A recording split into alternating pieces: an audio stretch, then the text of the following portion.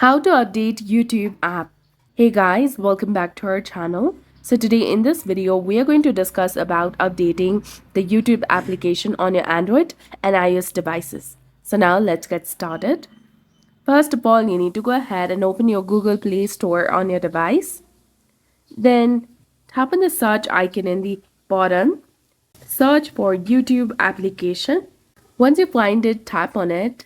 And if you see an update button instead of open, which is highlighted in blue color, simply go ahead and tap on update in order to update it to its latest and newest version available.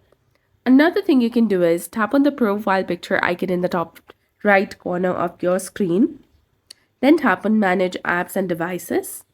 Tap on updates and you will see the list of apps that needs an update. You can also update the app from here. And to enable automatic updates, you can go to the Play Store, find YouTube, tap on the three dots, and enable auto update. If you're using iOS, iPhone, or iPad, you can follow the same steps but in App Store. So that's it for this video. I hope you found it helpful. If you did, please like, share, and subscribe. Thanks for watching.